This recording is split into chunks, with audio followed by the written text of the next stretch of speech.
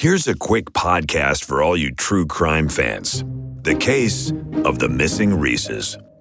It was me at the store with my mouth. Motive? They're Reese's. What was I going to do? Stop myself? Tune in next time to see if I do it again. Spoiler, I will. Wow, that had everything. Reese's, suspense, Reese's. Everyone loves an unexpected plot twist, but your education shouldn't be one of them. And nobody understands that better than Southern New Hampshire University. SNHU's online degree programs provide the flexibility you need, backed by support you can count on. With over 200 affordable options in psychology, criminal justice, business, and more, SNHU is built to fit your life and your budget. Visit snhu.edu/lastpodcast to learn more. That's snhu.edu/lastpodcast. There's no place to escape to. This is the last podcast. On the left. That's when the cannibalism started. What was that?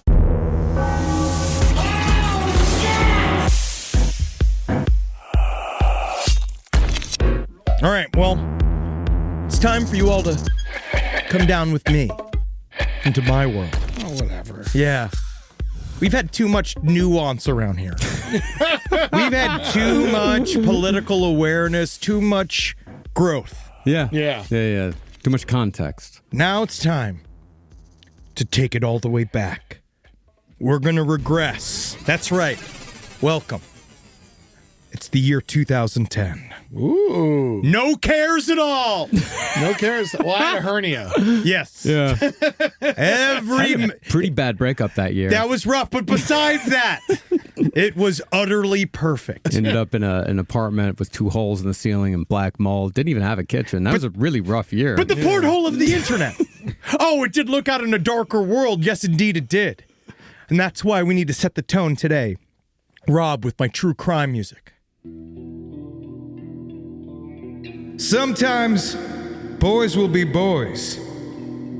But some other times, boys, they be maniacs. Hell yeah, man. Now, the term maniac is thrown around pretty loosely these days. When we think of a maniac over here in the United States of America, it brings up the image of a person driving about 5 miles an hour faster than us on the freeway. Fucking maniacs. Or a loud man on a commercial absolutely gutting prices on mattresses so carelessly that you as a customer get worried about their bottom line. But I'm crazy. Crazy Eddie. But it seems over old Eastern Europe, it means something else entirely. Maniacs aren't funny in Eastern Europe. They murder children with construction tools.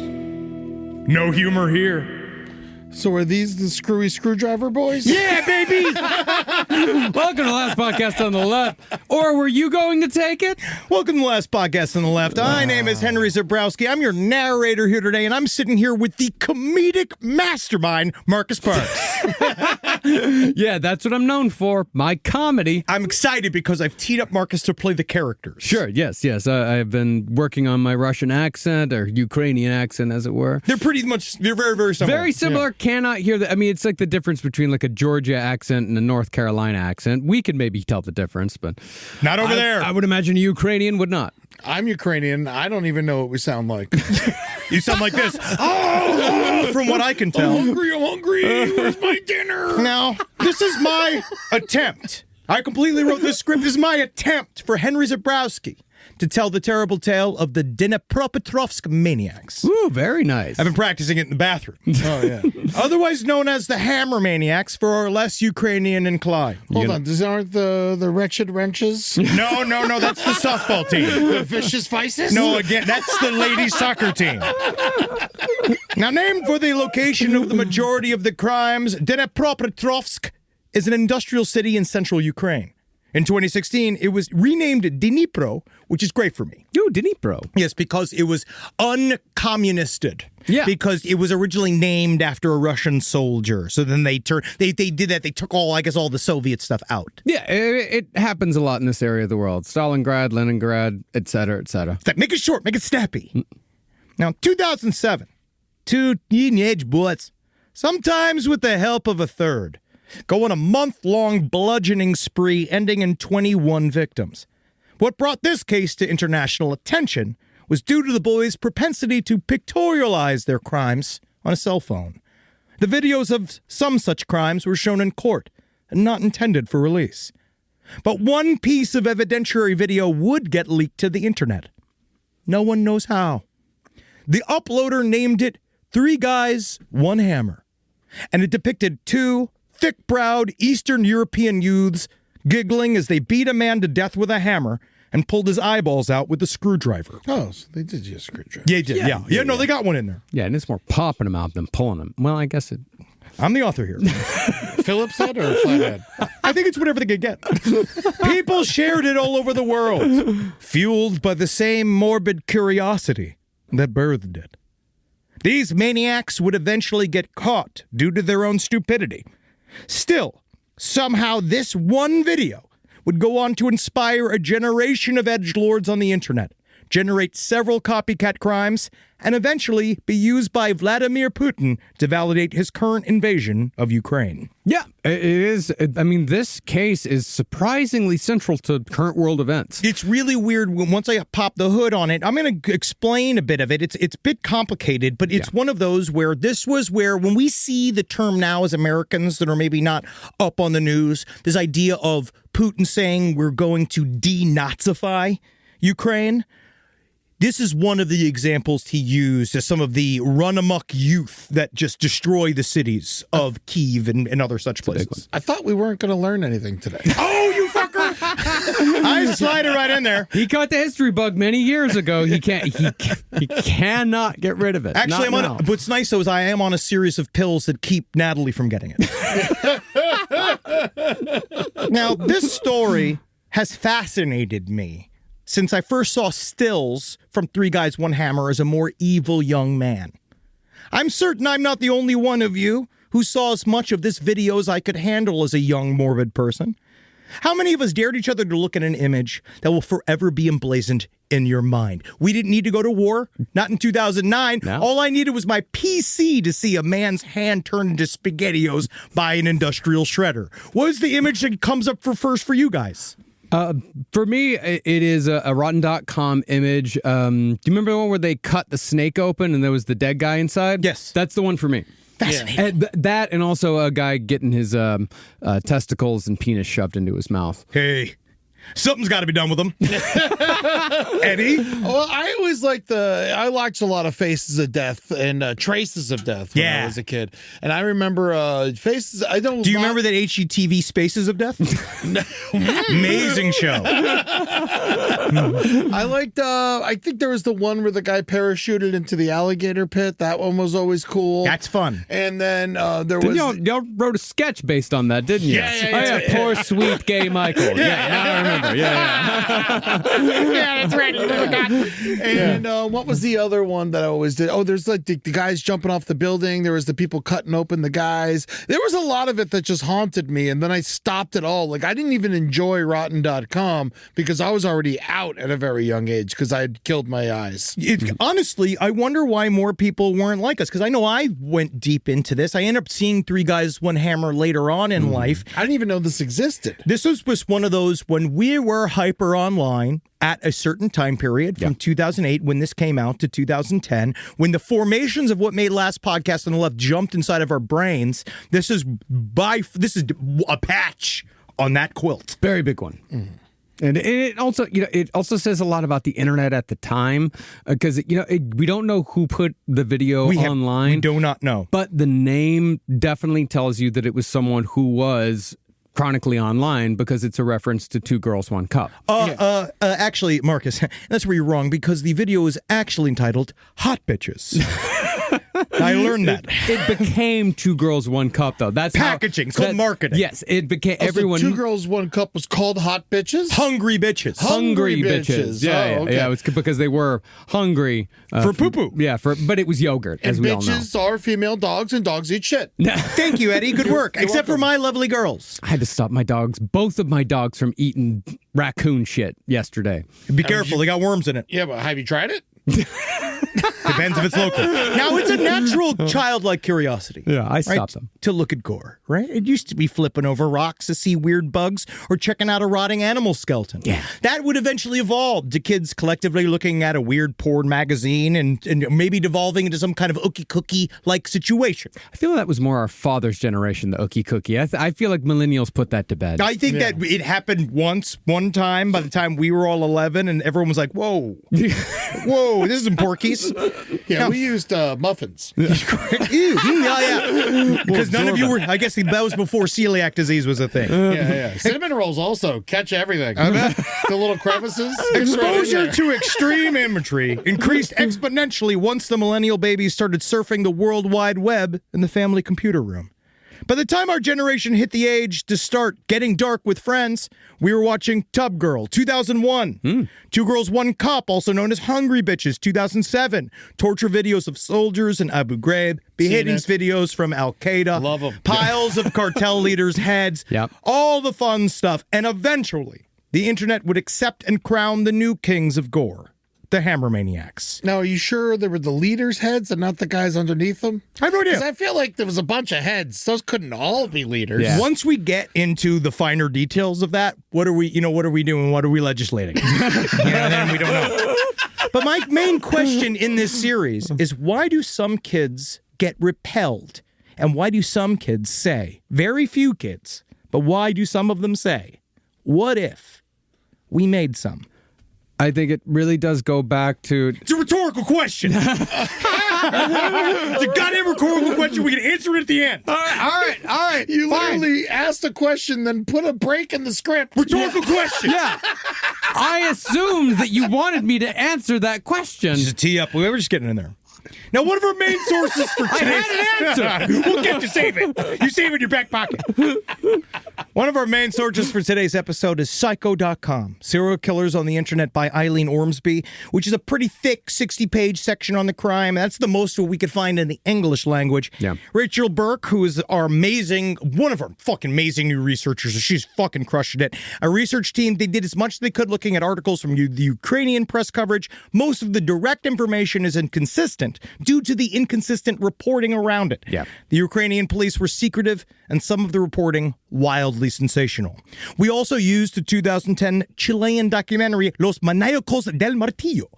And our incredible researcher, Rachel, she filled my brains with context using a world of academic papers that I could not understand on my own. But she does. And that Chilean documentary, that one is in no way sensationalized. Oh my God. You know what? The thing about that one is that it's all in on the concept that they were hired by Ukrainian mafias to make snuff films. Yeah, which isn't true. Those kids couldn't meet a deadline if they wanted to. And what do we know about video editors? They meet deadlines. They have to. They have to. But I don't think it was edited. It was all one take, right? It was edited down for the internet. True. Someone took the original 30 minutes of it and edited it into 8. Yeah. Really, they were like, this is, there's too much here. You can cut this, lose that. Too much context. Yeah.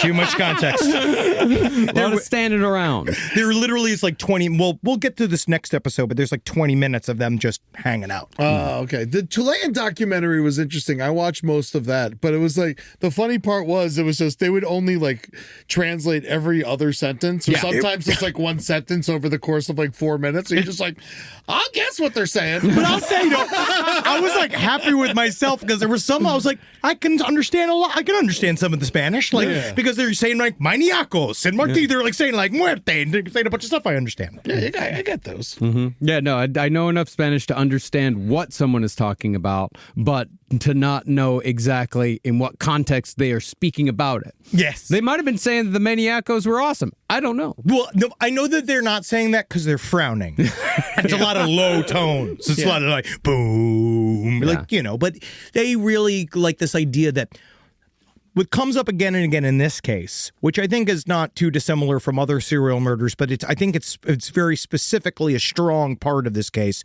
is people wanting there to be a reason. Yes. Yeah. And there has to be something. There has to be a reason why, when I honestly think there doesn't. Yeah. Now, they're kids, right? Oh, yeah, let's get right into it. College kids, you know. Now, would you consider them tiny maniacs? No.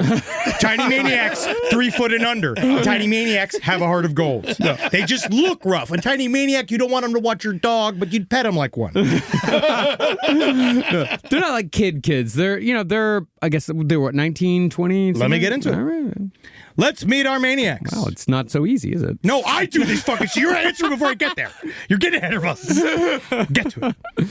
Igor Suprunyuk was unfortunately born on April 20th, 1988. Fuck yeah, man. A fact that he would grow to be proud of and exploit for his own personal lore build.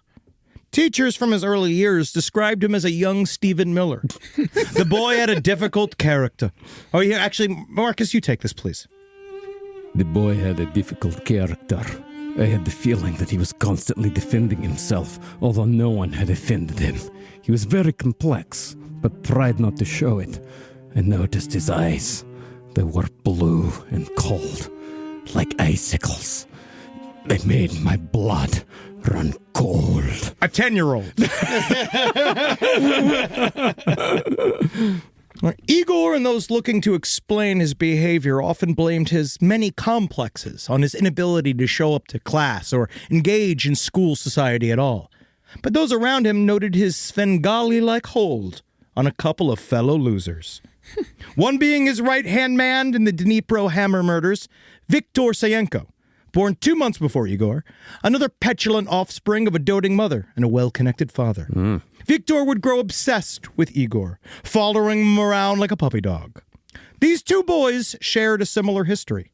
Both grew up in a world separate from many of their countrymen and didn't have to wait online for meager rations to pay for groceries with coupons issued by the state. Yeah, I mean, upper middle class, by American standards, upper middle class to upper class, but definitely of the administrative class that was kind of a holdover from the Soviet Union, which, in the Soviet Union, the administration holds all the power. And they were just like 1 or 2 steps above everybody else, and in that fact, they lived in an entirely different fucking world. God, yes. They were born into a world just shy of a decade since Ukraine voted for independence, and the fledgling state struggled to form its own identity. Now, I'm not going to do a full Marcus-style context tsunami to all of you, all right? Because you could just end up taking this all the way back to the Hussars if you fucking want, right? And I know smash, glub, face gun stuff way more than I understand geopolitics, but here's my little fucking sum up, okay? All right. If you play Risk and you plan to win, right? And some choke points are super crucial, right? But Jackie, she'd hold up in Australia because she was a fucking coward. She was afraid of a fight, right? And like kangaroos. Yes. Yeah, just like them. Fucking fake deer. But true home despots know that Ukraine is an extremely important base for closing off Europe, gaining entry into the Middle East. And this might actually be true, not even just for rock-solid Risk strategy. Ukraine has been fought over like a laundry bag of K-pop underwear since the beginning. And more often than not, its people identify with surrounding nations like Russia, Poland, Slovakia, and Hungary, depending on where your family is from. And it's also geological as well. Like if you're more on the western side of the Ukraine, you identify more with Poland. Ruskies, yeah. And then if you're on the eastern side, then you identify more with Russia. Even though the people in Ukraine, less of them identify as Russian than what the Russians want to make you think. Well, just the idea, and then it also conversely works that there's so many people that are connected familially into Russia that when they come to invade them, they're like, I'm attacking my cousin. Sure. And Ukraine is also a fucking massive country. And here's Rachel Burke's amazing breakdown that actually maybe makes sense. Many Ukrainian nationalists view Russia as a historical oppressor due to Russian domination in the 17th and 18th centuries and the Great Famine of 1932 to 1933, which killed millions of Ukrainians. Other Ukrainians feel close ties to Russia because of shared history, language, culture, and widespread intermarriage. Despite these differences, support for independence was broad. In the December 1991 referendum, more than 90% of voters supported independence, including majorities in every region. The Ukrainian state emerged quickly in 1991 through agreements between nationalists and the existing political elite. Nationalists agreed not to overthrow the government in exchange for a break from the Soviet Union, and because independence did not come through revolution or removal of the ruling elite, many Soviet-era power structures remained. This led to an ongoing political conflict, weak party systems, and policy stagnation. I didn't write it. That was her. Thank you, Rachel.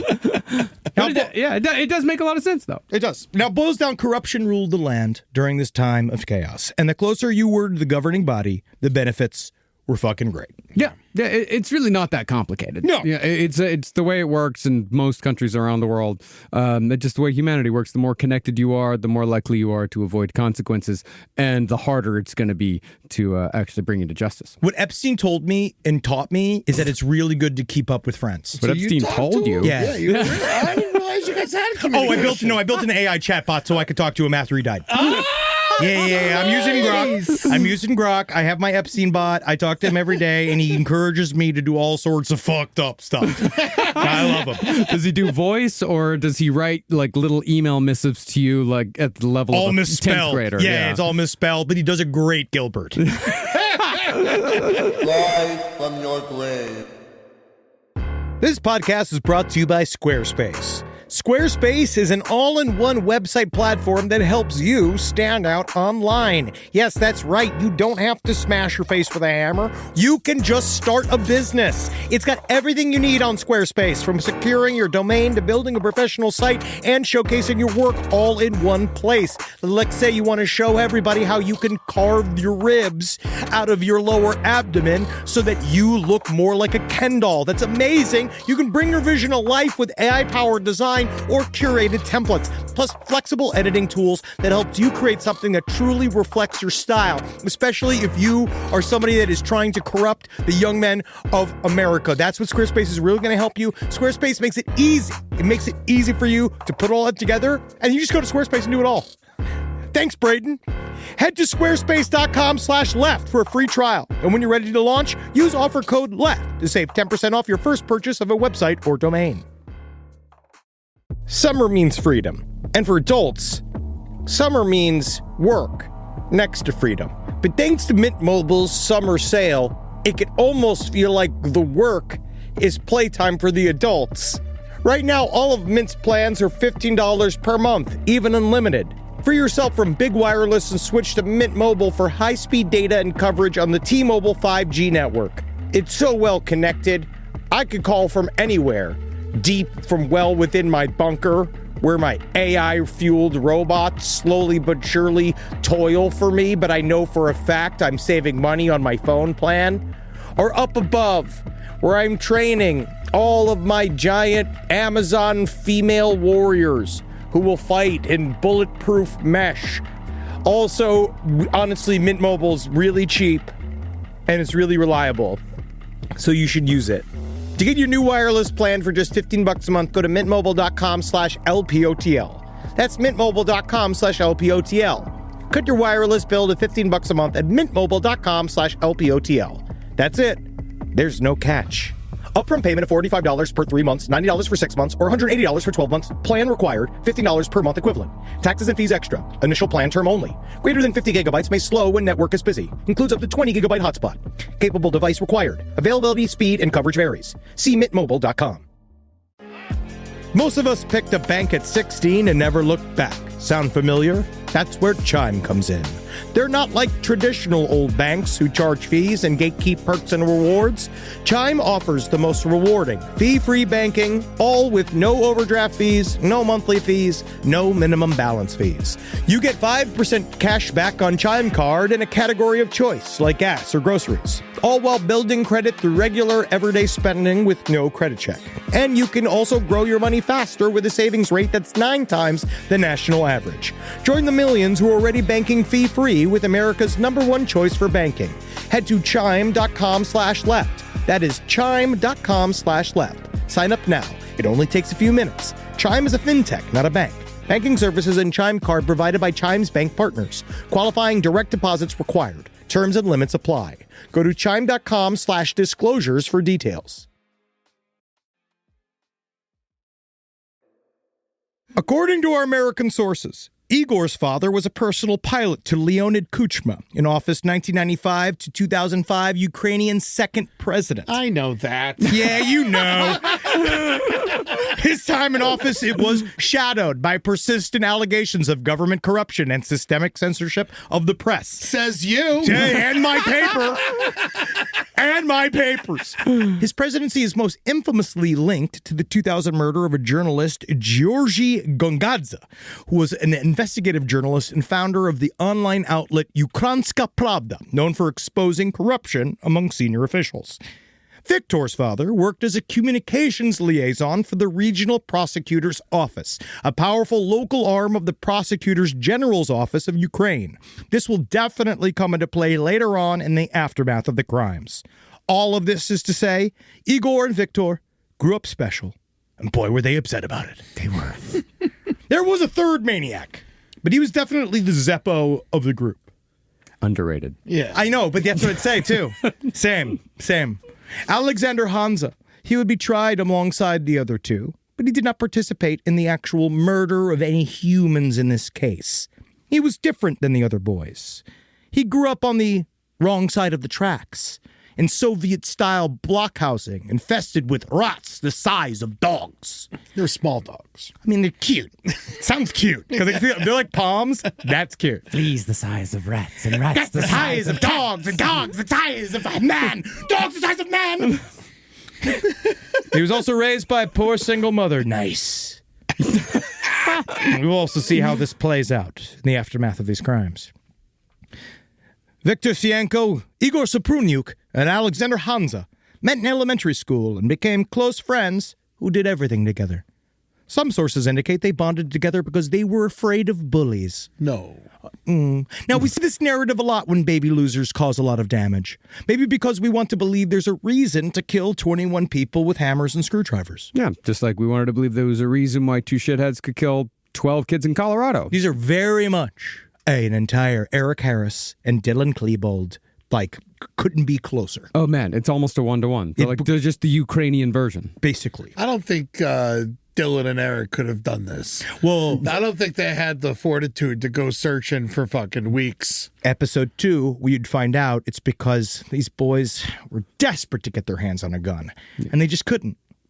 Yeah. I think Eric Harris could have. Dylan Klebold, I don't think, would have got. I don't think Dylan Klebold would have gotten his hands as dirty, but Eric Harris definitely could have. But he had it in him. This one's definitely, they're both motivated. Victor likes to beg off later on, saying that, I was just in it for the thrills and the money or whatever. Basically just the money and all the practical side of it. But if you watch the videos or if you look at the pictures, you could see that's not the case. Yeah, he's having too much fun. He's really enjoying himself. I mean, there are definitely, stories in the past we cover like this where, you got two people that are committing a bunch of murders and, one person certainly never would have committed, like Carol Ann Fugit never would have committed a murder if she hadn't hooked up with Charles Starkweather. Yeah. And I do not think that Dylan Klebold would have committed any murders had he not hooked up with Eric Harris. No, he hopefully would have just committed suicide. Yeah, but Charles Starkweather definitely would have murdered people without Carol Ann Fugit, and Eric Harris definitely would have murdered someone without Dylan Klebold. But I would say it did not take much to have Igor push Viktor into his world. No, it did not take much. Victor would have been someone who would have accidentally killed someone someday, just being reckless. Well, also, I just think that they were little evil fuckers. Because yes. What makes more sense to me is that a neighbor described Igor as,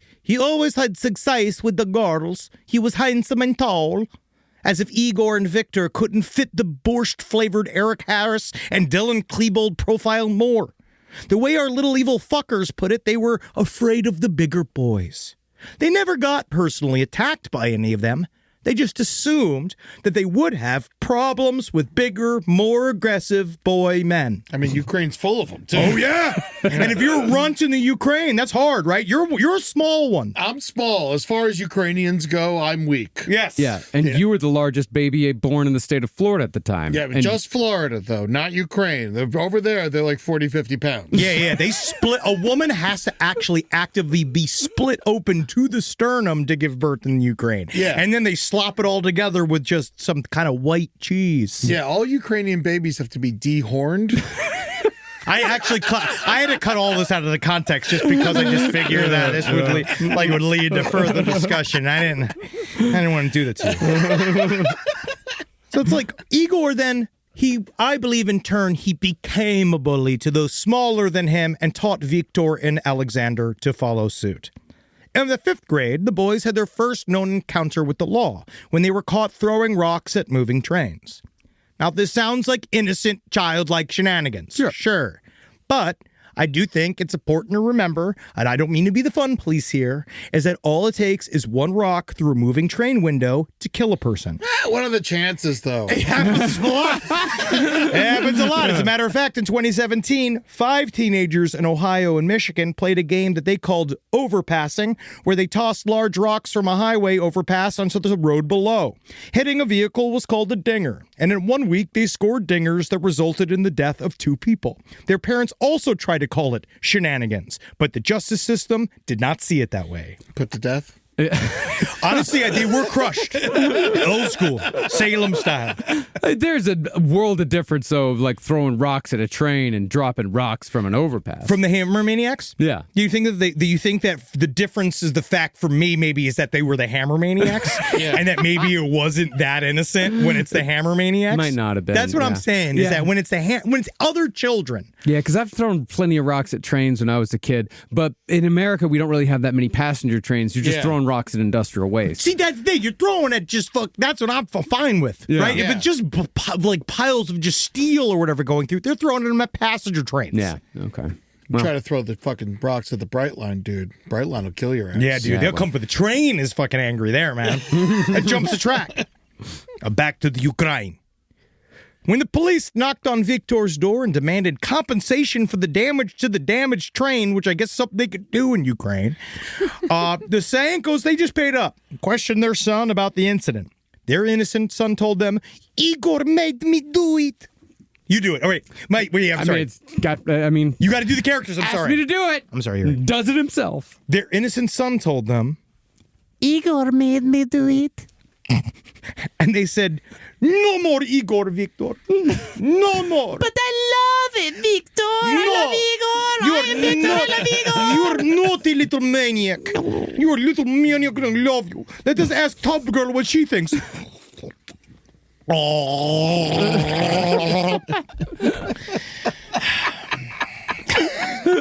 That was my Tub Girl impression. Yeah. I don't know what Tub Girl is. Me Look it up. Nah, we got time. No, look it up. Tub Do it Girl? right now. Why not? This is great for the episode. Marcus is doing it. Look up Tub Girl. You've never seen Tub Girl. I don't know who Tub Look it Girl up. Oh, yeah. Yeah, you've I know. obvious- A diarrhea girl. That's different. Okay. Tub Girl. Okay, I didn't know she was called Tub Girl, but That's her official title. Yeah. Diarrhea Girl's too long. yeah, that is true. Yeah. I fell in love with the diarrhea girl. Sorry. Viktor didn't listen, though. All right. He didn't listen to his parents because he was infatuated with the peculiar and charismatic Igor. And his parents didn't enforce the rule. I wonder if he was attracted to the unibrow. If you do look at pictures of Igor, he looks like the evil baby in The Simpsons. Like Maggie's nemesis. Yeah, he's got like the furrowed brow. He's fucking, he looks like a little grump. Mm-hmm. Igor and Viktor had PCs from an early age. This is just another example of their privileged lives. Politically correct? Yes. Yeah. Colin Quinn came to the house, and and then he would do Tough Crowd, and then it would ship. Then Bill Maher would come over, and then they did PC. Most of their classmates, they didn't have regular internet access at the time, and they were not unlike a lot of kids from this time period where they loved surfing the net. Yeah. All right. We don't know the exact websites that they first encountered, but we do know they were collectors of videos that circulated of murders committed by drug cartels and beheadings of journalists by terrorist organizations. We know this because during the investigation, it came out that Igor had amassed hundreds of them, with the Ukrainian news called Episodes of sophisticated torture, abuse, and murder taken from the internet. It was in a folder he shared with Viktor called Murderer! Man, my mom was so mad. I think about this, right? My mom was so angry about those lesbian schoolgirls I was looking at, and she had no idea I was being an ally. Yeah. No, that's right. It was like, that's the equivalent. Me masturbating lesbian schoolgirls when I was a kid was like the equivalent of me being at a pride parade. You were studying. Yeah. I just wanted to know how to love them. Yeah. Support them. They're They're nice. business women. But you were also looking at the same stuff that these kids were looking at the same time. But then I'd just jerk off, right? And then fucking all the heat would leave and I'd go outside. Man, I hate to see what these guys think scissoring is. They show it later. In 7th grade, the boys started to level up. Igor wanted them to be stronger, fearless. He plumbed the internet for ways to overcome fear and figured they should face it head on. Both Viktor and Igor were afraid of heights. Both of which, and for some reason, they were like, bullies are going to know we're afraid of heights. Yeah. And they're going to use that against us.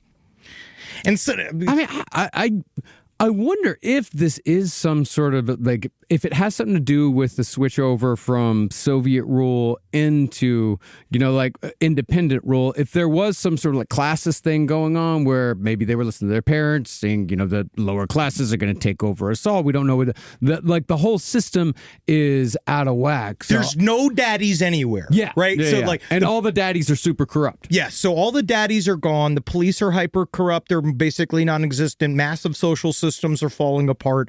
There's a lot of chaos. So I could see them being like, we need to be careful. Everybody's going to try to kill us. But also, sometimes, what do we know about the statement, when all you have is a hammer? Everything looks like a nail. That's right. Also, overcoming your fears is probably the most positive thing these guys ever did. I just wish that they had done it for something else, like public speaking. Because instead it led to this. So in a scene almost directly out of the 90s evil boy thriller, The Good Son. Great movie. I love that movie. Phenomenal film. Kid's name's Henry. Really? Yeah. The evil one? Yeah, the evil one. Nice. Yeah, it was awesome. And it was Macaulay Culkin, who we knew was evil. Igor convinced Viktor to spend hours standing on a balcony of a 14th floor apartment, leaning over the railing and gazing straight down until their vertigo subsided and their fear of heights diminished. Technically like an exposure in CBT. Yeah. They considered the face your fears method a resounding success. Does it work like that? CBT, that's what I do. Yeah. I write exposure things of like the worst thing you could possibly think of. Because I have OCD, one of the worst things that happens with OCD, honestly, is that you have a fretful thought, you have an upsetting thought. So then what you want to do constantly is comfort yourself saying, that can't happen. You intellectualize why that can't happen. But actually what you're doing is starting the cycle of anxiety again, instead of just sitting with the bad result. Sitting with the worst possible extent of your bad thought. Yeah. And another thing that you can do is use a funny voice to say your bad thought out loud, and that kind of takes away. My wife doesn't really love me. Diabetes is going to take my feet. Yep, it works. Honestly, it does work. I'm going to be framed for a crime I didn't commit and spend the rest of my life in prison. See, it's fun to do. It works. That's my CBT voice. It really does work. It's really great. The next year, Igor beat up a kid, stole his bicycle, which he later gave to Viktor. Although he caught the attention of the police, he wasn't charged, and the local rumor mill believed that this was due to his connected father.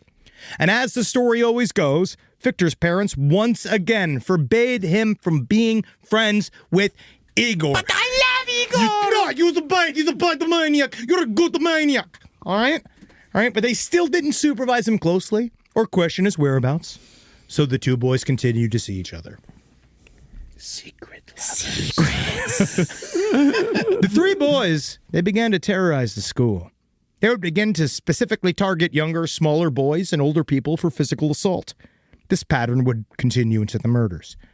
They would vandalize property and openly huff glue on the street. Fuck yeah. I mean, this is the part I like. Kind of cool. This is the only thing I was like, this could have been fine. They could have stayed like this. Right? No one called the police because of Igor's father's connections. Igor would actually overdose on glue in the 8th grade, and it's very sad to have such a near miss. A couple of Ukrainian glue huffers. It's fantastic. Isn't it great? I think it made his eyebrows grow towards each other. Oh, maybe they tried to get rid of it, and the glue is what kept it there. Stuck right there each time. Yeah, it was all just him trying to shave his Hitler mustache off. Right? Now, this all came to a head in 2002 when a teacher accused the boys of committing hooligan acts against her. Don't know what that means. Hooligan acts? I would imagine throwing things. I think That's what hooligans do. But also there's a little bit of... Because one I found interesting with all of these crimes is there's no sexual component. No, none. None. And it's all just blatant murder. But I do feel like maybe in something in this... There's something about this reads to me, because they almost got in very big trouble for this thing. Yeah. And we don't know what the details are. I think it involves something like pinning her down or doing something to the teachers physically. Thumbtack on the chair. She did that was something. a classic. They did something to her, whatever it was. But they didn't face charges. Igor was instead transferred to another school. Alexander was sent to another school. Now, has this ever ended a problematic relationship between teens? Splitting the kids? Has it ever done it? No. Does it only ever make them worse? Yeah. I feel like what do you do? Because you're not Become listening to pen the pals. teenager. You are listening to the teenager and saying, I'm going to kill everybody. What do you do? But literally, like, what do you do? How do you...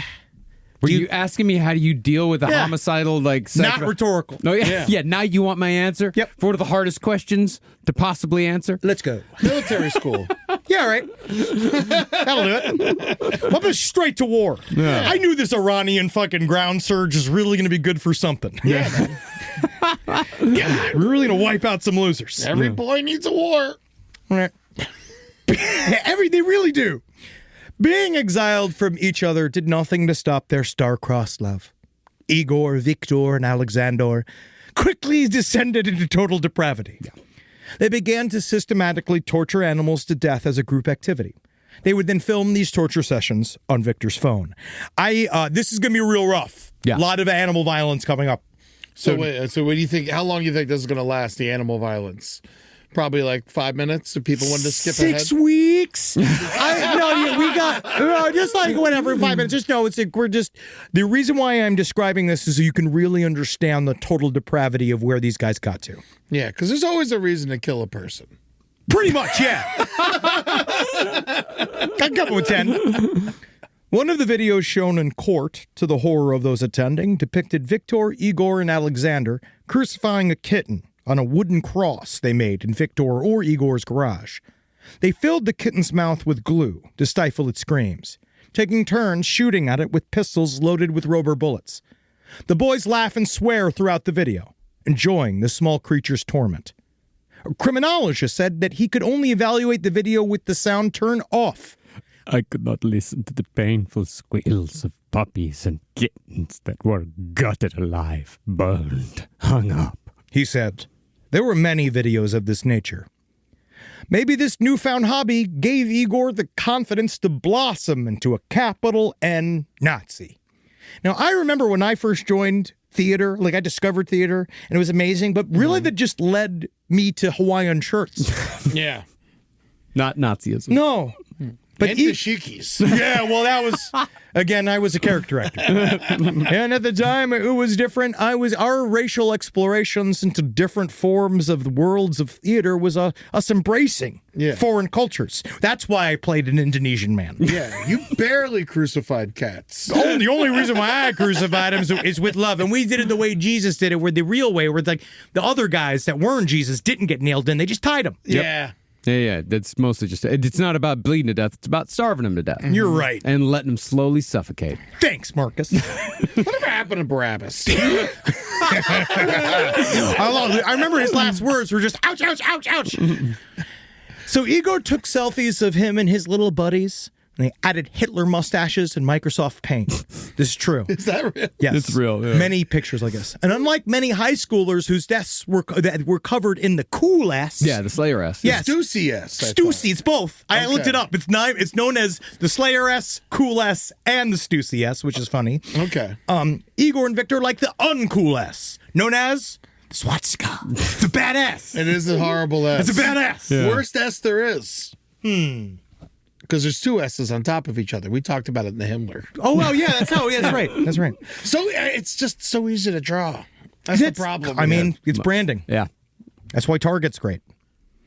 These were not disciplined Hitler youths. I imagine Himmler's extreme disappointment looking down from heaven. He apologized. They cobbled together a mean and lean version of hate ideology directly from the maw of racist troll dens on the internet. And this is incredibly important to this whole thing because these are not ideological Nazis. These are edgelord Nazis. The only reason why they like Nazis and swastikas and Hitler and all that is because it's the worst thing there is. They read all this shit on the internet and they read about all of the horrible things that the Nazis have done because it was out there back then. Of course. It's like when I was as a boy, right? I loved villains. Sure. I loved the Empire. I loved all these things. And I remember being a little boy and being interested in history. And you could see as a little kid, that type of imagery it's so powerful and clear that when you're a weak little shithead, you could see it. I do a little bit of a run up in later on in the script about this, but I could see it's a childish impulse. Well, it's fascism is childish too. Oh, very much. No, well, fascism is all about daddy taking care of you and telling you what to do. Yeah. But I think with these kids, it's more just that, the UK punks kind of went through something similar, is that Nazi imagery, it is the worst, most offensive thing there is. And in Ukraine, especially like a former Soviet territory, is like when the Nazis did, I mean, we talked about it in the Himmler series, they did so many horrible things. So it's sticking a finger in. It's sticking this fucking finger into it. Now, Alexander, well, I call him the Ma-T of the group. What's Ma-T? From Captain Planet, the fucking pussy one. Oh, come on. No, I'm being silly. Is that the guy, Hart? Yes. Leave him alone. I know. He talks to animals. He's the best one. That's why I put him as Alexander.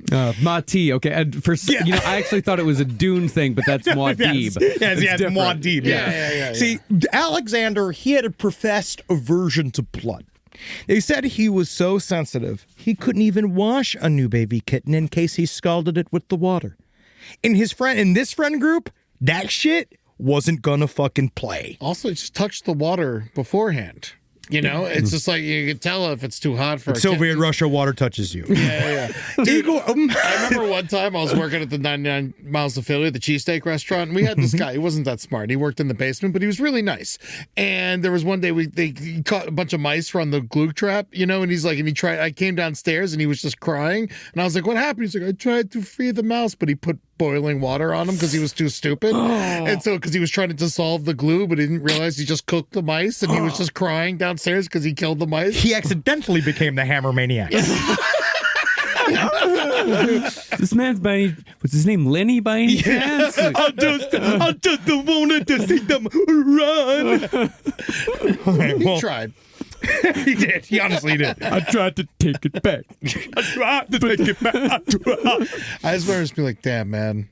I don't want this to be comical, but it's kind of funny. Thank you for this. It's been a hard day, and I want to say thank you. So Igor extrapolated his fear-destroying techniques to include animal torture. He suggested capturing and dismembering the many stray dogs in the forest near Alexander's house. The group began capturing and slaughtering dogs and cats with regularity to get used to it. They skinned them alive and hung them from trees and disemboweled them, where they would bleed to death slowly. Many of the photographs that came out in the investigation documented the animal torture and the boys posing with the corpses, zig-heiling, making funny faces.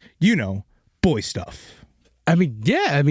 You make a joke, but that's what it looks like. Oh, yeah. It looks like they're on vacation. They took pictures of themselves with dogs hanging from nooses in the background, the walls covered in swastikas drawn in animal blood, phrases written on the forest rock walls: kill everyone, take everything. The lower you fall, the higher you will fly. Killing is just a tough way of making money. The pictures are haunting. You see two dead-eyed boys in mid-zig-heil with Hitler mustaches drawn on their hairless lips, giving off a vibe of a Halloween costume taken way too seriously in front of surreal violence. There will be no more animal murder. Just so you know, there will be no more animal murder mentioned in this episode. I just want to let you know what type of maniacs we're dealing with. Just know it happened a lot. Yeah. All of the Nazi imagery the boys use really helped experts to try to explain away their behavior.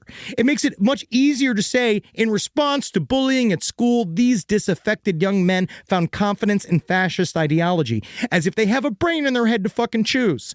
Then you wouldn't have to say the more likely reason. They thought it made them look badass. Yeah, it's about self-esteem. This whole thing's about self-esteem. Being frightening. Yeah.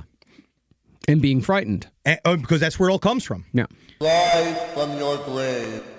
Is there anything better than a summer evening outdoors? Enjoy your space to the fullest with new greenery from Fast Growing Trees. I love a big, thick bush. Fast Growing Trees is America's largest, most trusted online nursery, and they can send me a big, thick bush any time of the day. It arrives at work. It arrives at my car. I can pinpoint on a Google map where it is. Send me a big, thick, brown bush. And they send it immediately when they have it, because sometimes the shaver comes to town. I remember one time I ordered a cherrywood tree from Fast Growing Trees. And my God, I couldn't cut it down, no matter what my father told me to do.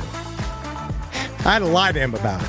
And next thing you know, I became the first president of the United States of America. And even you can become the first president of the United States of America with Fast Growing Trees. Right now, get up to half off select summer planning essentials, plus get an additional 20% off your first purchase with code LEFT at checkout. That's an additional 20% off at fastgrowingtrees.com with code LEFT at checkout. Offer is valid for a limited time only. Terms and conditions apply.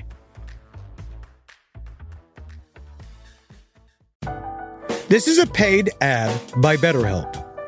It's so important to remember with the busyness of the holidays, every holiday, Arbor Day, that day about the planet, President's Day.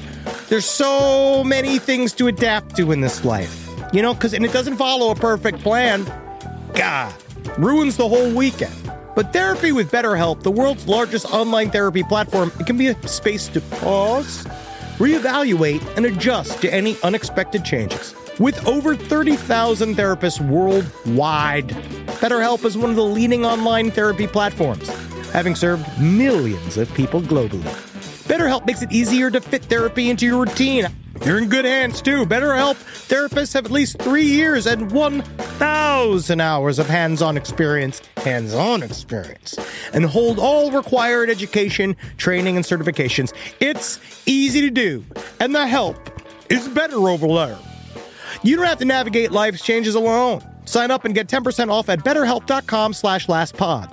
That's betterhelp.com/lastpod. If I think about where we were 20 years ago, and I think what we would use to protect our space, it would mostly involve bayonets, weed whackers, and assorted diesel-fueled dune buggies that we'd use to spread pollution so thick it kept the other improv comedians from stealing our material. But now, Simply Safe has made all that so much easier. Using Simply Safe here at the office has revolutionized our ability to use diesel-powered dune buggies for good and not for chaos. Think about what your home security system does as an intruder approaches your house. Sits, waits. Not much. Just waits until the window breaks and then it goes, oh no. But then you get some kind of alarm and a notification. What if the whole point was to stop the chain events before it even happened?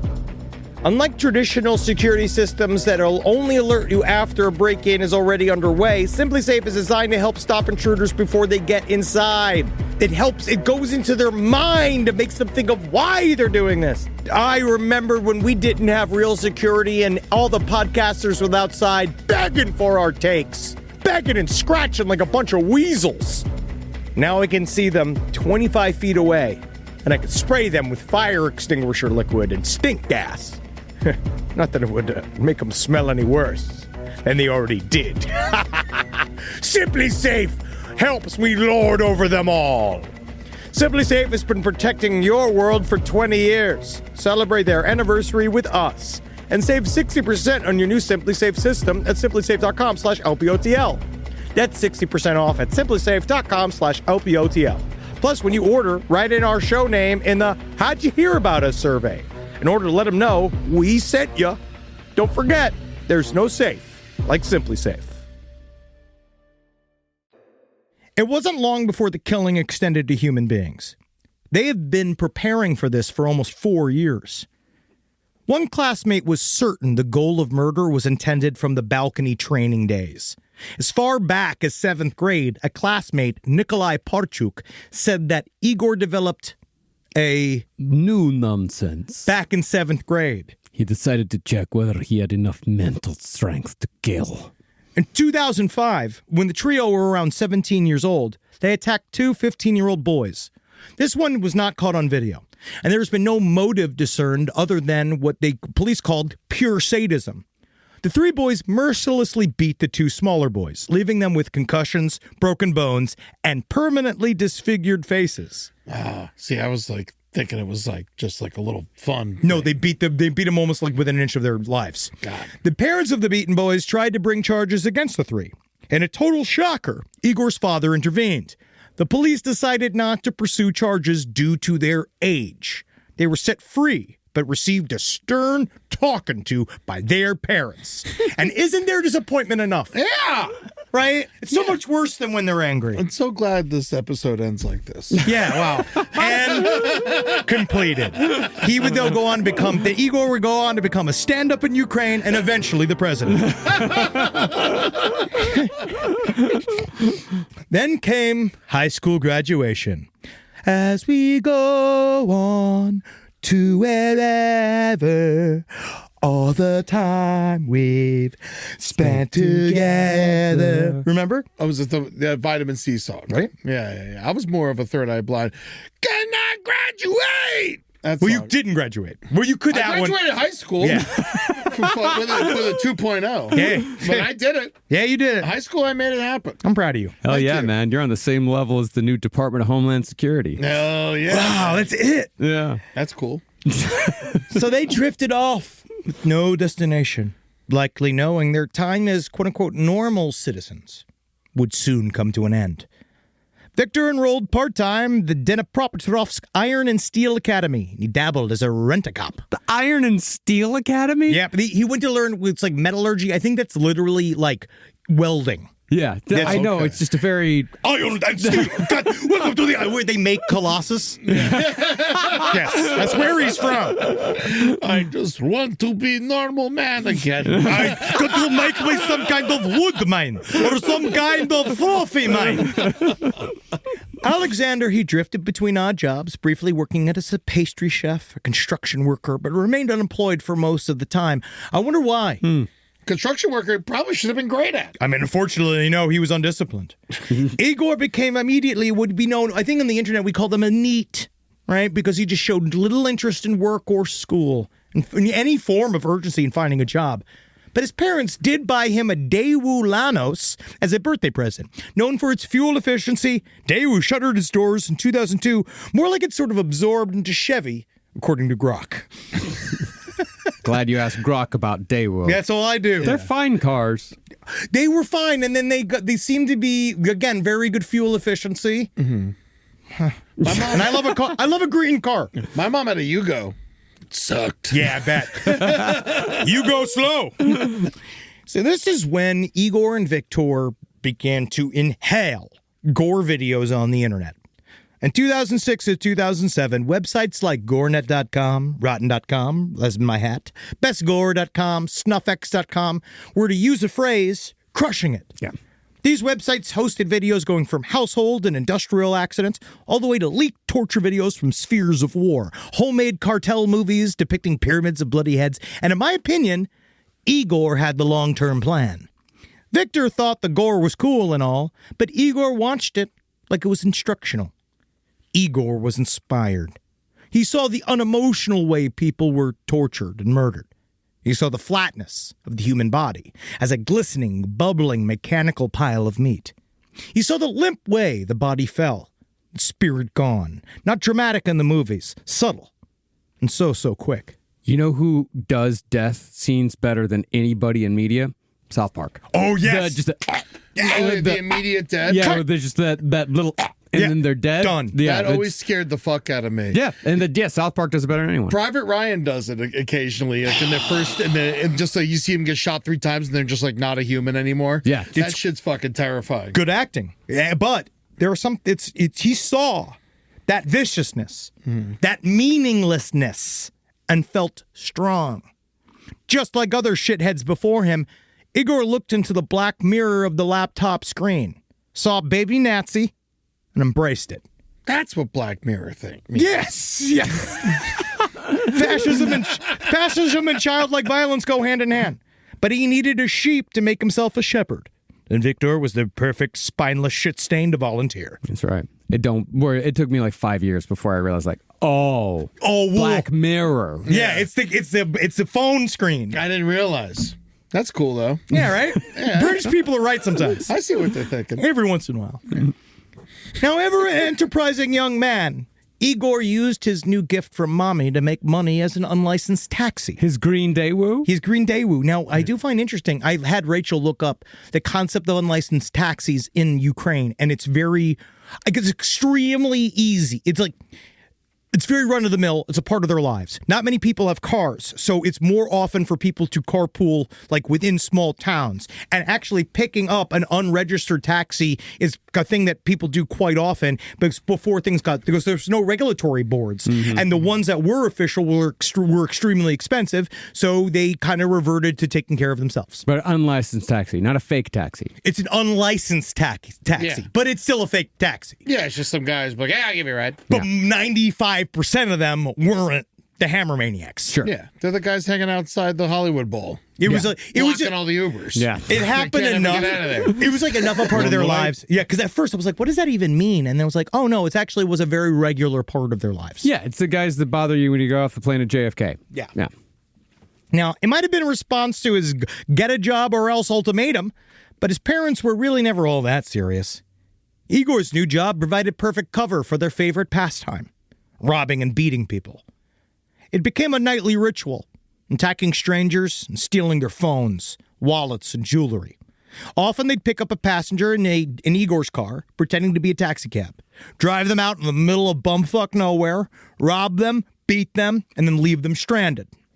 Imagine how much money they would have made if they had like a nicer car. I mean, they could have done a lot. If Viktor got a car, they made enough money for them both to have a car, and then both of them are pooling the money, and then they buy a truck, and the next thing you know, that's a transpo unit. Next thing you know, they're working for the brand new show business entities that have taken over in Romania. I don't think these guys had foresight. No. I don't even think they had two sight. So Igor and Viktor, they didn't need the money, as their parents were willing to provide them with whatever they desired. They did it for fun. Alexander, on the other hand, he began to get cold feet. He didn't come from wealth or family connections. Or else he would have had shoes to keep his feet warm. Right? Has this been always the problem? I'll kill you. He was lower class than Igor or Viktor. If he got caught, his life was over. He would not get his get-out-of-jail-free card like the other boys. After 2 brutal armed robberies on March 1st, 2007, Alexander finally felt extremely uneasy enough about all the reckless assaults that he would later admit he finally broke away from them before the murders officially began. I had a bit of a hard time and researchers tracking down what the actual very first murder was. It's always a problem with serial killers. Not always, but a lot of times, you just don't know. Because it's hard because one side is there's some official stuff. There's a bunch of chaotic stuff in the reporting. And then also like you have to listen to these two maniacs fucking version of the story. Yeah. That's the whole Ted Bundy thing, like the only living survivor. You know, you have to trust them or you choose to trust them. Can I ask a weird technical question? Please. Are these guys serial killers or spree killers? Well, that's a very good question. Honestly, it's a very good question. I would go straight up to serial killer because of how long it was. But the style, it's like a serial killers that used spree killing. Yeah. Like, the definition of a serial killer normally has a sexual component sometimes. Not always, but it's 2 or more murders with a cooling off period in between. Yeah. And these guys, they did have cooling off periods. Well, they got caught in basically their only cooling off period, so we don't know whether or not it was just going to go right back to it or not. Yeah. Also, it's like if they would have been able to get guns, they probably would have been spree killers. Well, because they would have just been a one and gun situation. Well, yeah, it's funny technically what you just said, but also they talked about how easy it would have been for them if they had guns, and they were really very lamented. They were very sad they couldn't get their hands on some stuff. They should have came to America. Yeah. So the first murder that would become their standard method occurred early in June of 2007. Igor and Viktor picked up a young man and a woman in their makeshift taxi. It was the middle of the day. Most of their other crimes were done at night. They took them way out of town, outside where they normally operate. Driven by what they call these sets of complications, Igor and Viktor freaked out.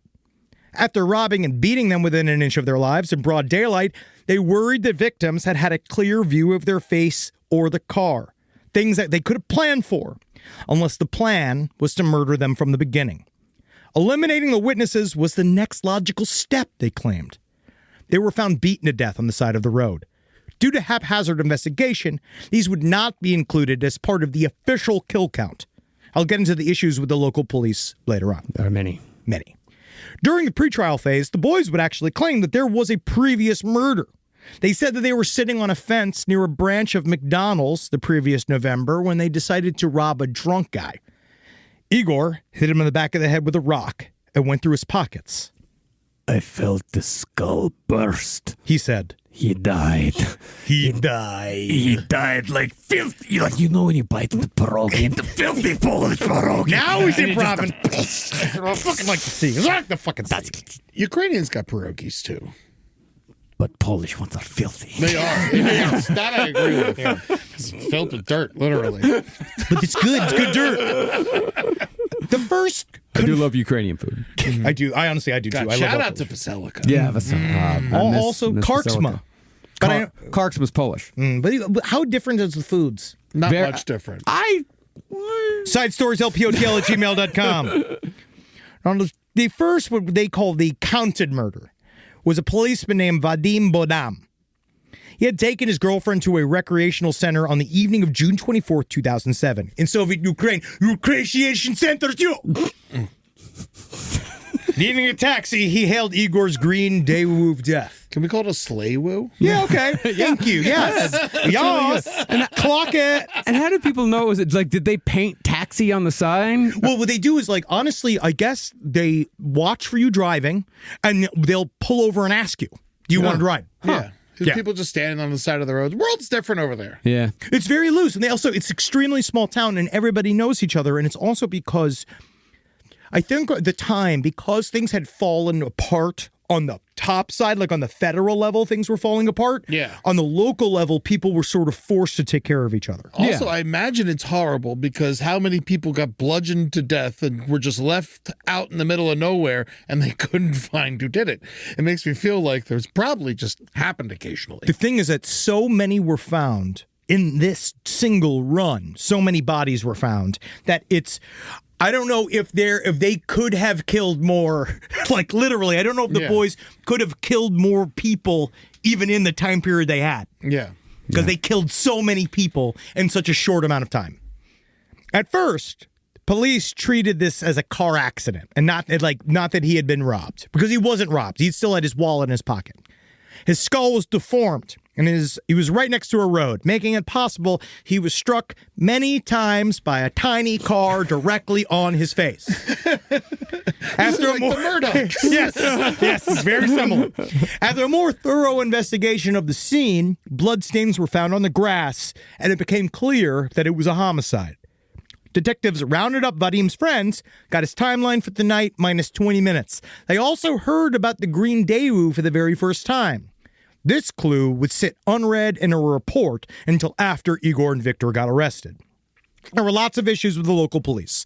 I can clumsily sum them up, or I can insert our brilliant researcher's explanation. Clumsy! Oh, fuck. Okay, I'll do a clumsy. Oh, Brezhnev.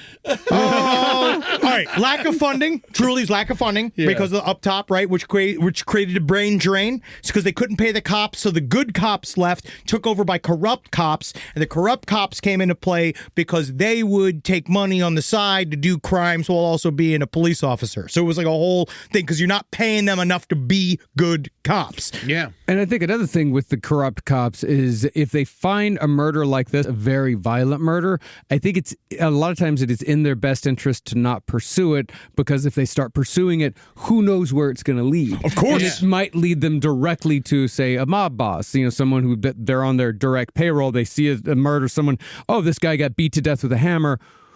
who usually kills people like that? Who usually kills people really brutally? It's Yeah. It's like an angry man who, crime. organized Who's crime. going to kill me and my family? Exactly. So let's just say tiny car. It's interesting because like you bring that up because there's a great Chris Rock bit that I always go back to when I hear about this. Is like he always talks about how he thinks cops should be paid more because we get what we pay for. Yeah, sure. You know, and it's like, of course they're fucking corrupt and doing everything because they need to be. Yeah, I mean, they needed to survive in this world in their own perverse way, and it's also there's a lot of blown out here. There's kind of like a Soviet concept of the ideology of communism. Also puts this whole thing on top of the investigation because they believe that serial murder is impossible in a socialist society. They think that it only happens in capitalism. Because then you got to kill everybody. That's it wasn't right.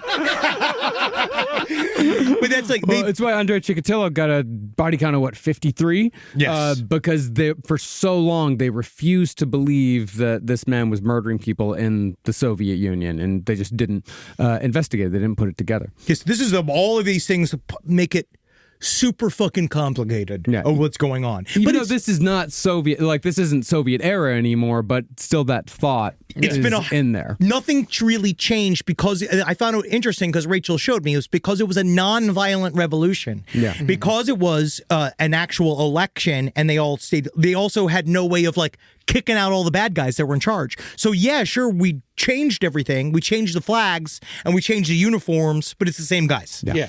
And these killers, they were Ukrainian, but the way they killed people, it almost seemed like they were Russian. If you look at the schedule. But then shouldn't people take more time with what they like? The night of June 25th, 2007 would mark the beginning of their highly concentrated reign of terror. The first victim of the night was 33-year-old professor named Yekaterina Ilchenko. After dinner with her mother and her best friend at home, Yekaterina offered to walk her friend the short distance home. Her mother would do the dishes and go to sleep.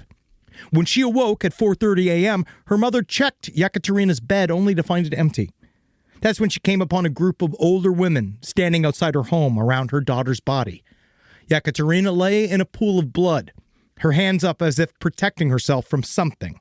But as Natalia told reporters, there was no face, only parts of it.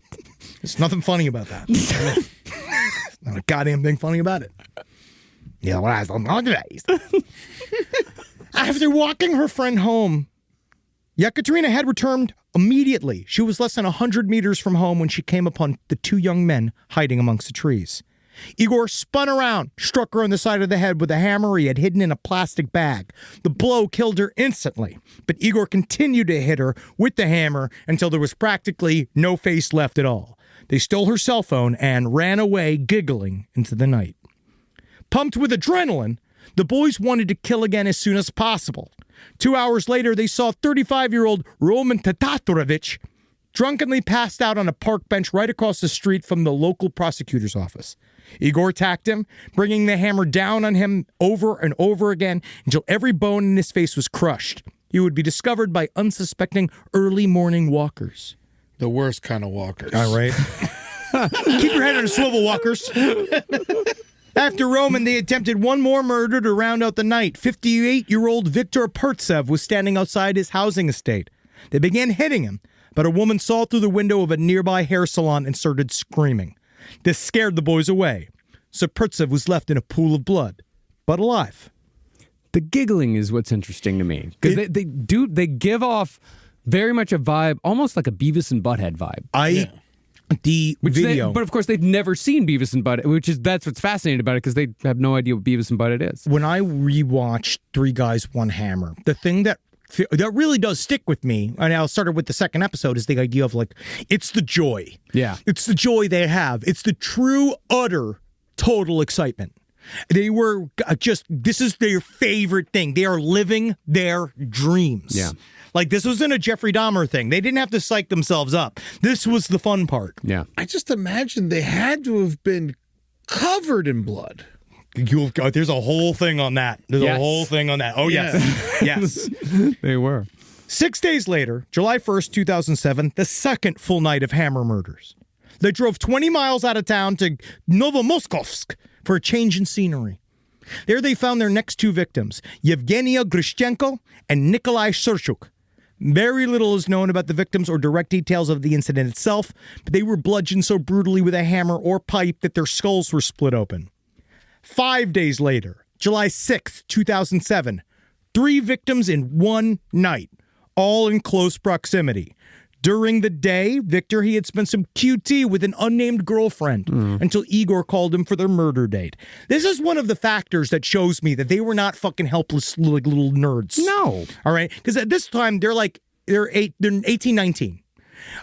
And just like their American prototypes, Eric Harris and Dylan Klebold, they were nerds, right? But somehow they had girlfriends and money and all of this shit. Now, Harris and Klebold, they were into things that nerds enjoy, but that does not make one a nerd. No. So you tell me the Hammer Maniacs had girlfriends? Yeah. That's crazy to me. Honestly, that's wild. I think that when I was looking at that, imagine just going on a date to the mall, buying your girlfriend something, and then later that night dropping her off at home, and then going in your Daewoo to pick up your boy, then just bludgeoning people to death all night, pretending like it didn't happen, and then kissing her again tomorrow at school? Hey, he was at work. Yeah. I mean, and the distance between these murders, it's kind of a combination of spree killing and serial killing. Yeah. But for them, it's like, it really, like, I don't even know if like spree killing really applies because they just want more. They just want more all the time. Give it to me again. Give it to me again. Yeah. And spree killing normally has like a point. Yeah. There's usually like they're doing it for some reason, and I think it really is the difference between like one person being a serial killer and two people being a serial killer together. Because if you got a buddy turning you and going, "You want to do another one?" Like a person alone might say no. They're daring each other. Yeah. First, it's like being in a bar. And your buddy says, "Want one more drink?" Yeah, and you're like, "Yeah, fuck yeah!" So first was a young soldier recently discharged from the military, Igor Nochevod. He came home late after a night out with friends. His mother found him in the morning, his body lying in the front of the door, his face unrecognizable with the rest of his skull in pieces. Right around the corner from that, they found their second victim almost immediately after the first. Security guard Yelena Schramm was walking home after finishing her shift early. She was almost home when Igor smacked her with the hammer he had hidden under her shirt as soon as she was within striking range. As with the other victims, Igor continued to hammer her while she was on the ground. Igor and Viktor took the clothes from the bag Yelena was carrying to clean the hammer of her blood. Later, Yelena's mother would say, "There was not a part of her that was not destroyed. When we arrived at the morgue, we could not recognize her." Thank you, Smeagol. Yelena's sister had to rely on her clothes, hands, and her hair to identify her. And directly down the street would become victim number 3, Valentina Hansa, no relation. Valentina would befall the same exact fate as Yelena. So, all right. So what are we up to now? Like, that's like 10 kids? Like 10 murders almost? Right now, this will be 7 murders. Okay. This will be 7 over 3 nights. And not including the first person that they later, not the drunk guy at McDonald's. No, or the other 2. So technically it could be 10. Wow. Yes. No, it is, it's a lot. And it's like, that's a part of why as soon as I started getting into this case, I think at first we all thought maybe the 3 guys, 1 hammer thing was just like a moment. Yeah. I think that's how I thought of it. I thought of it too. Until we started getting into it, I didn't know that they killed any more than just one person. Same. I didn't know it was a massive serial. I did not know that it was a whole life of it, of a young life of it. Did they film all of them or just a couple of them? It seems that what they did was a lot of pictures, and then they're ones that we know that there are videos of were shown in court. So they did mostly pictures of animal torture, that kitten video. There's apparently a couple of other videos. Most of that was pictures. Then there's the famous video. Then they think there's at least 4 more videos. But some of them were attacks and not murders. One of them that will be shown in court. They did video of a woman that survived the attack. There was also another video of a murder that they showed in court as well. It was on that Chilean documentary. Yes. Yeah. It's almost like they needed the third person to hold the camera. Well, they did a selfie. Part of it was them talking about how difficult it would be to murder with one hand. Yeah. And by this point, the third guy is already fucked off. He's gone. Yeah, he's out of it. Yeah. But who knows? Maybe they were looking for a third, truly. The following day, July 7th, 2007, 2 children. 13-year-old Andrei Sudyk and 14-year-old Vadim Layakov woke up extra early to go fishing. It was 3 a.m., still dark outside, when they sat out on their bikes. As they pedaled along the Dnepr River, a green Daewoo taxi stopped. Slaywoo. What? Slaywoo. Yeah, I think. Yeah, sorry. The Slaywoo. Yas. It stopped a short distance ahead of them, and Viktor and Igor got out of it, standing to the side of the dark road with their backs to the approaching boys. The 2 young boys decided to try and pedal past the menacing figures as quickly as possible. But as they approached Viktor and Igor, they turned and swung heavy pipes filled with sand, knocking them off their bikes. Andrei was immediately knocked unconscious, but 14-year-old Vadim quickly got up and started running. Vadim knew these woods. He'd been playing in them since he could walk. He managed to hide amongst the trees even while being frantically searched for by Viktor. Eventually, Viktor returned to Igor, still pounding the prone boy's body with the pipe. He got Igor to leave the scene, albeit reluctantly. Vadim lay in the dirt until he was sure his attackers were gone, and he went to his young friend's side. Andrei was still breathing. He was trying to talk, but it came out as unintelligible gurgling. Vadim tried to stem some of the bleeding with his t-shirt and place his jacket under Andrei's head for comfort before heading to a busier road to try and flag someone down for help. Finally, a car stopped for the blood-spattered kid and agreed to take the boys to the hospital. Andrei was pronounced dead on arrival. Can't believe it. Finally, the police are here. They could go and they could chase these maniacs because they're fresh off the case. They're right there. But no. Instead, they immediately pinned the murder on 14-year-old Vadim. God damn it. Ooh, man. So this is the thing. They immediately took this child, right? Because they were just like, you did it. You're the one. They pulled him into an interrogation room for days. They threatened him with detention in a notorious Ukrainian child prison. Child prison? A child prison. I looked it up. I was just like, because they tried to call it like a juvenile center, and then you look at it, and it's just a castle. It's an evil castle, right? They finally let him go when they couldn't beat a confession out of the child. But it wasn't for lack of trying. Vadim provided the police with descriptions of the 2 hammer-wielding teenagers and was finally released to his mother only after she threatened to go to the public prosecutor. No. Hammers are for building things. You do not kill people with hammers. Nobody Obviously, you are murder. What are these friends, some kind of piece of wood? These friends, some kind of cantaloupe. We all know how crazy fishermen are. Well. Now, you figure by this point there would have been a major investigation. 8 people murdered, same method, all within 20 kilometers of each other, another 2 weeks. But there wasn't. Authorities refused to link the crimes together, essentially boiling it down to a series of wrong place, wrong time incidences. The problem was their faces were there when the hammers were swinging down. And yes, I understand that it is their fault. Yeah, it's the problem with Ukraine. There's always just hammers flying through the air at all times. And what am I supposed to do? Keep faces out of all my hammers? I will say they're usually, if you're looking for like someone, like they all have the same type of victim, right? Like it's always like a woman or a gay guy, it's always, but this is like they're just killing randomly. It was crimes of opportunity, but there is a through line in the fact that it is vulnerable people. It is people alone. It's people old. Yeah, it's not big guys that could take them. No. And all of their faces are smashed. Yeah. There's a hint. And they're attacking them by surprise. Yeah. So I guess there was like a military guy and a cop. Yes, but they got him by surprise. He was hammered. Both of them were hammered, too. They look for drunk guys as well. Double hammered. Yeah, wow. Yeah. See, there was no announcement about the murders or the potential dangers of spree killers still on the loose. But word spread among the locals that 2 psychos were running around hammering people to death with total impunity.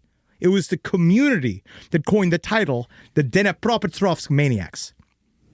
However, it looked like the pressure finally had built up enough that the police could no longer ignore what was happening in Dnipro. I think it was because literally he started killing kids. Yeah. And once they killed a kid and they went through all of this shit and tortured a kid and beat the fucking shit out of a kid in order to try to extract a confession from them, they realized we might want to do something about this. Yeah. Not in America, though. We love when kids get killed. It's our favorite. It's our favorite. I say we just throw them at guns. Throw them at the guns.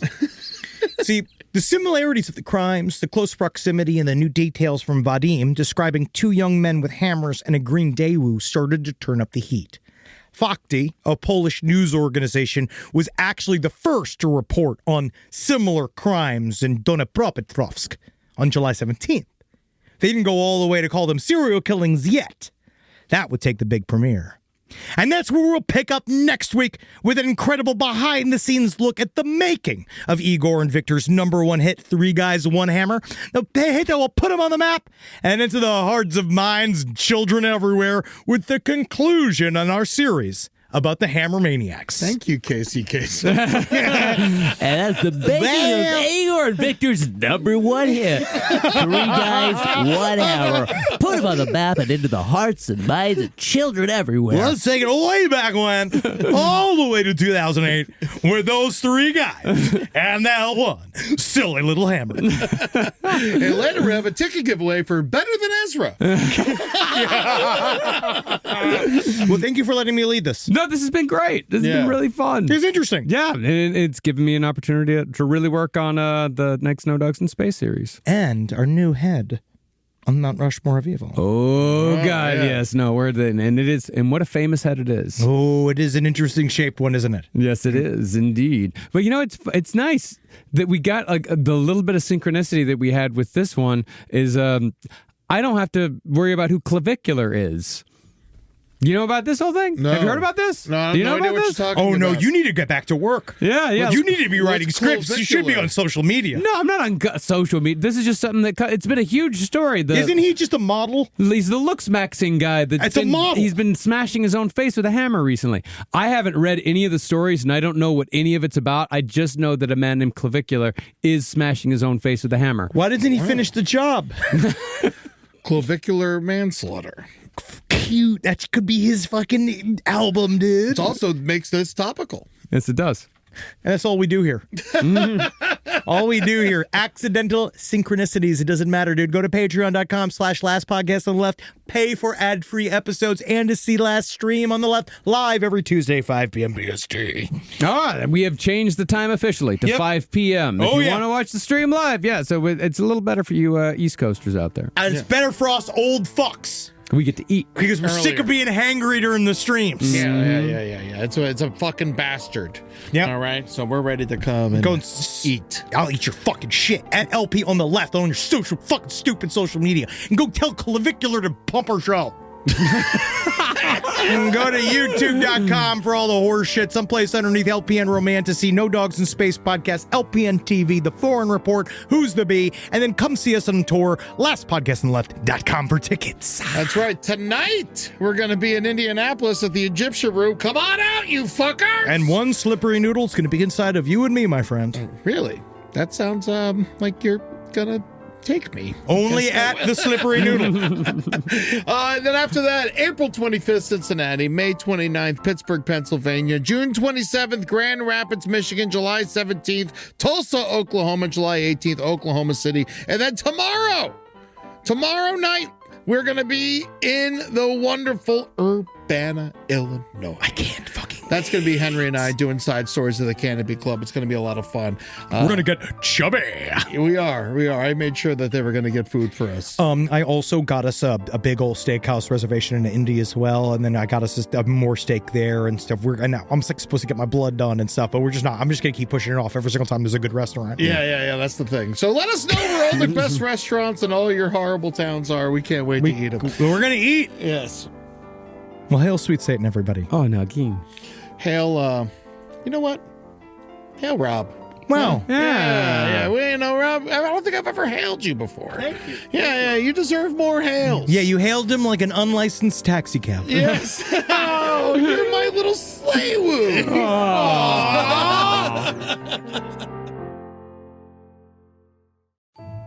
Hey weirdos, I'm Elena. And I'm Ash, and we are the hosts of Morbid Podcast. Each week we dive into the dark and fascinating world of true crime, spooky history, and the unexplained. From infamous killers and unsolved mysteries to haunted places and strange legends, we cover it all with research, empathy, humor, and a few creative expletives. It's smart, it's spooky, and it's just the right amount of weird. 2 new episodes drop every week, and there's even a bonus once a month. Find us wherever you listen to podcasts. Yay! Woo! Ay, ay, ay, ay, ay!